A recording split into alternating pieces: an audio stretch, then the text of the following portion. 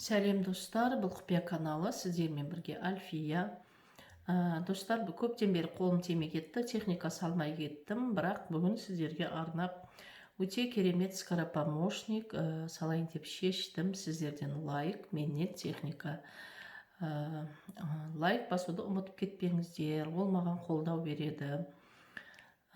Қанша лайк, комментарий көп болған сайын маған подписчиктер келуіне себеп болады, себебі уведомление болып ютубтан шығып тұрады. Сондықтан лайк басуды ұмытып кетпеңіздер.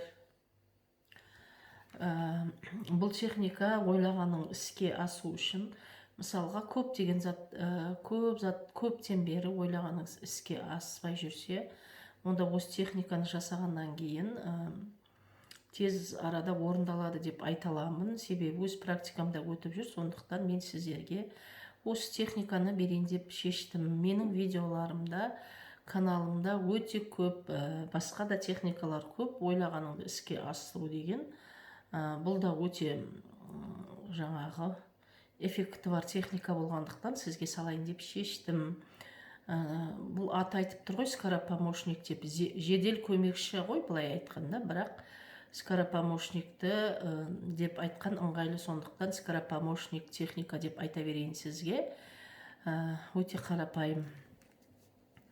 Бізге ол үшін кәдімгі су керек, краннан алсаңыз да, қаяқтан алсаңыз да, любой бір ыдысқа осындай су құйып аласыз. Мен осындай ыдысқа су құйып алдым.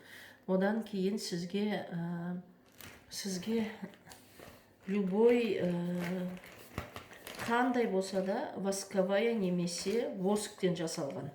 Восковая дейді, немесе церковный свечалар көп. Достар, инстаграмда свечи Алматы деп анау-мынау деп жазсаңыз, свечи восковые деп жазсаңыз, инстаграмда табуға болады бұндай свечаларды. От энергиясымен жұмыс жасаймыз. Мына от энергиясы сіздің жаңағы ойлаған ісіңіз болмай жүрген кедергілерді жояды. Бұл жерде ешкімді дуаламаймыз, сиқырламаймыз. Тек қана от энергиясымен жұмыс жасап, өзімнің проблемамыздан арыламыз.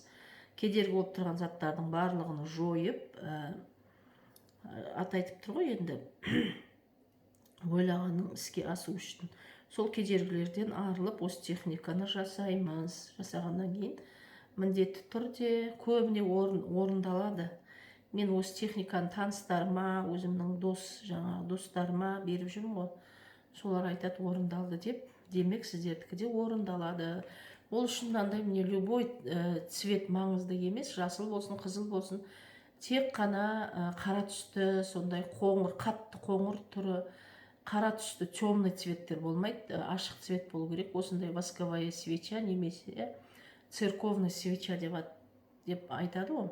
Сондай церковный немесе восковой свеча керек. Парафиновый анандай свечалар, простой свечалар жарамайды бұндайда. Сондықтан осындай восковая свеча алыңыздар. Осындай свечаны аласыз да, сіздерге подсвечник керек. Егер подсвечник болмаған жағдайда, менікі сияқты, менде подсвечник жоқ.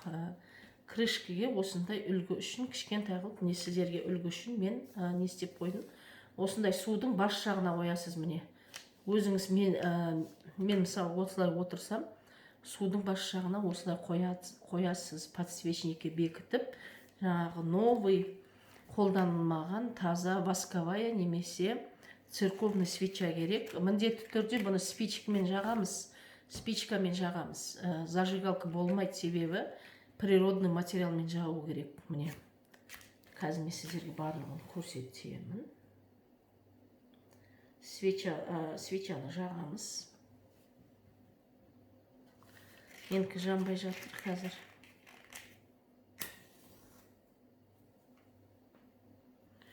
Міне осылай свечаны жағып аламыз. Жаққаннан кейін дұғаны 7 рет оқимыз. Достар, дұға қайда дей бермей, дұға деген комментарияның ең бірінші комментарияға бекітіп қоямын. Закрепленный болып тұрады, сол жерден дұғаны қарайсыздар. Жаққан бойдан дұғаны 7 рет оқисыз, атыңыз деген жерге атыңызды айтасыз. Болғаны, достар, мына YouTube қайта комментариямды өшіріп тастайды кейде. сол кезде описанияның үстін бассаңыз дұға шығады. Описание дегеніміз, описание ол ненің тақырыбы, видеоның тақырыбы тұрады ғой бетінде. Мысалға, ойлағаның іске асу үшін арналған скоропомощник деп жазып қоям қазір. Соның үстін бассаңыз описанияда тұрады дұға. Бірінші комментарийға жазам, YouTube өшірмесе, бірінші комментариядан табасыздар дұғаны. 7 рет оқисыз, оқып болғаннан кейін мына свеча полный не істеу керек? Свечаны жаңағы свечаның полный біту керек, жанып.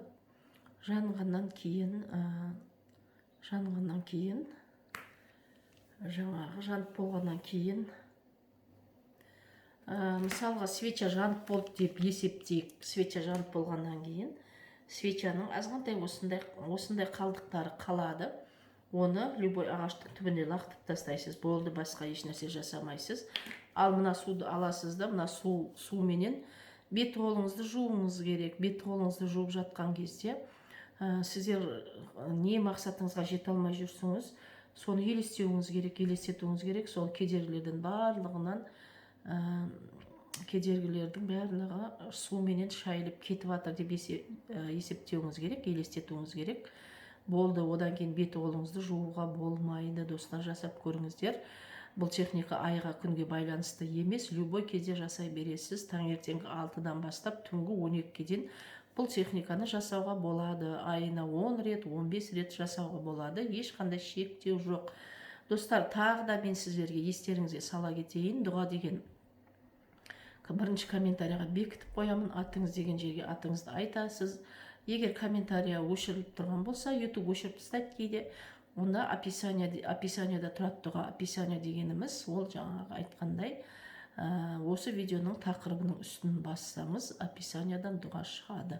Сәттілік достар, лайк басуды тағы да ұмытып кетпеңіздер. Сәттілік.